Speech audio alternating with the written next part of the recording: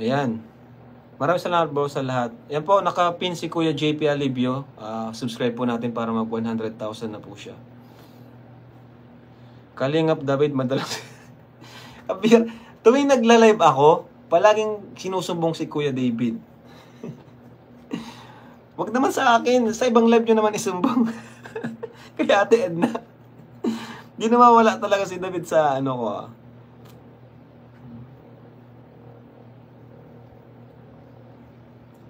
Grabe pala, meron palang...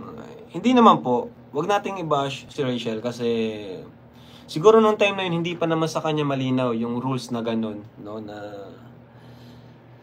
Na bawal pa kapag beneficiary talaga. Bawal pang mag-vlog. Bawal mag-upload or ano man. No?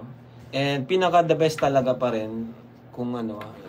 Lalo na kung nag-start ka bilang beneficiaries. Palagi natin consider yung taong tumulong sa atin, no? Palagi natin yung bawat desisyon natin, ilapit natin sa kanila. Kahit hindi lang sa akin, kahit sa mga scouter. Kung nahihiya sa akin, kung nahihiya kay Papa, dun sa scouter, magtanong. 'Di ba? Yun yung pinakamaganda dun. Para walang problema. Diba? Kasi kahit sa amin okay lang, kaso sa mga viewers hindi okay.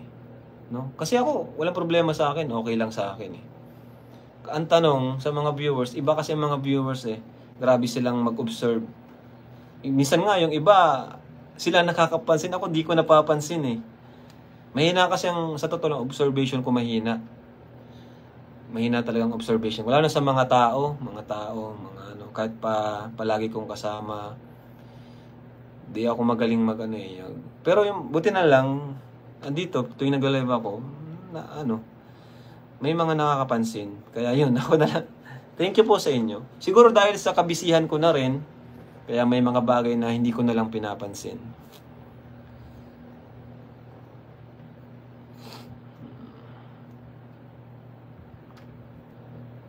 Kalinga pa ba mong bitawan si Carla? Oo naman, yun naman ang sa akin. Hanggat andyan siya, nagpapasakop sa kalingap, sa akin, no? Hanggat andyan, at hanggat di siya umaalis sa kalingap, syempre, di natin pababayaan si Carla. Wala namang rason para hayaan natin siya, di ba? Di naman siya nagsasarili. At wala naman nagbablog sa kanyang iba. Kaya walang rason para natin siya, para hayaan na lang or pagsuluhin. Kalinga Prab, kailan pong EDPAW? Actually ako rin na-miss ko ng EDPAW guys. Kasi yung last ng EDPAW natin, di naman 100% EDPAW lang yun eh. Surprise yun sa Kambal. Na-miss ko ng EDPAW, kaso si Pau ay may pasok. Si Edwin, na-miss ko na rin si Edwin. Lalo na si Mang Jun, na-miss na Edwin. Lalo si Mang Jun, na-miss Edwin. Joke lang po. Si Viancy po, hindi pa po ito yung right time para mag-vlog. Sa unang-una, basta yun yung feeling ko, hindi pa right time kay Viancy para mag-vlog. Bata pa si Viancy. And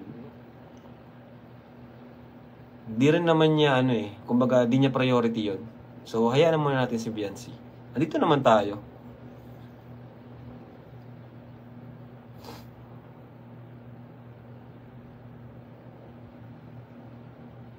Masakit din kasi sa aming mga manonood kung makita namin na mas nauna pa sila mag-upload kaysa sa'yo. Opo. Ang may karapatan lang mauna mag-upload sa akin, ay si Kuya Bal, syempre.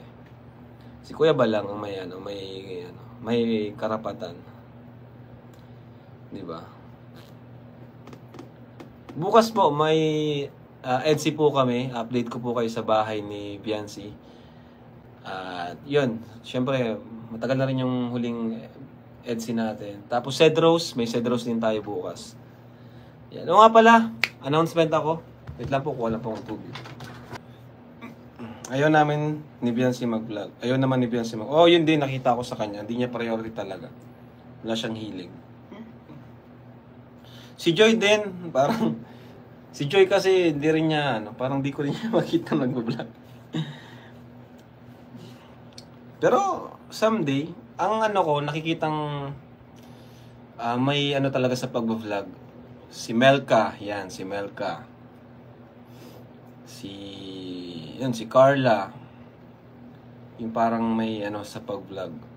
Si Arjin, di ba?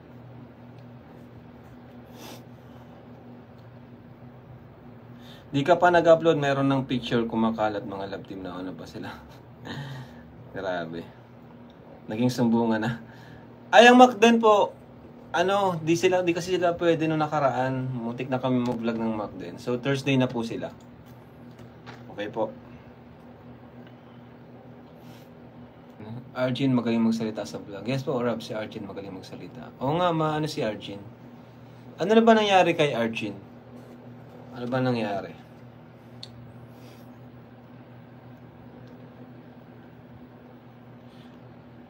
Alright. Yan, tawag doon? Star of the night ba yon? Or best dress? Dress of the night? Ewan ko. Basta may ganun eh.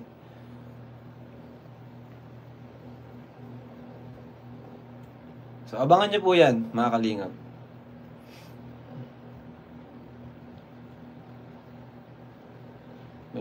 May awarding po tayo dyan. May tanong po si Kuya Andy. Asan po yung tanong ni Kuya Andy? So, itong announcement ko, since dumarami na yung love team natin.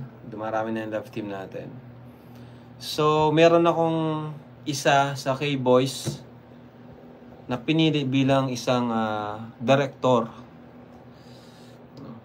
May isa ako sa K-Boys pinili bilang isang director. So, may hula po ba kayo kung sino yon? Isang director sa K-Boys. Yan, alam nyo na. Yan. Si Ian. Yan. Si Ian po ay prinomote ko bilang isang director dun sa second channel natin. At yun, hawak na niya yung Mel Brad, no? Siya yung director dun. At with co-director, kasama niya si assistant director pala, si Kuya Nel. Kasama niya si Kuya Nel. So, palakpakan natin si Ian dahil siya ay isa ng director dun sa ating second channel. Diba? So, ang ganda ng vlog nila sa Melbrad. Okay, maganda. Bilang unang vlog. Kaya, yun. Kasi, dumarami na yung natin. Dumarami na yung love team natin. At isa pang love team na iba-vlog nila Ian is Cedros. Ayan. So bukas iba-vlog nila ang Cedros. Kaya yun, kasi marami na masyado ng natatagalan ng masyado, marami na naghihintay ng mga supporters nila, mga love team, no? And yun naman ay para sa kanila din, para sa kanilang mga para sa kanila din naman yun. Kasi bawat vlog natin sa kanila ng love team, may nakukuha sila doon. 'Di ba? May nakukuha sila doon. Kaya 'yun. Congrats kay Buddy. Kasi magaling naman si Buddy talaga. Mas pa siya. Magaling talaga siyang mag-vlog din si Buddy. At andyan naman sila Kuya Nel, si DJ France para siya. Gabayan. Ang Rajel po, ang ko kasi, yung mga gaya niyan, Rajel nagsisimula pa lang, ako pang mag-vlog. No? At abangan nyo po ang tatalot sa Rajel. Ayan. Abangan nyo guys ang tatalot sa Rajel. Di ko pwedeng i-vlog ang tatalot lang, no? Di ko pwedeng i-vlog ang tatalot lang kasi pag binlog ko ang tatalot, asan ng charity dyan? Wala namang beneficiary sa kanilang dalawa. So makikita nyo ang tatalot sa Rajel. Since si Kuya Tata naman yung naka-scout kay Angelica. So, meron silang exposure doon. Okay?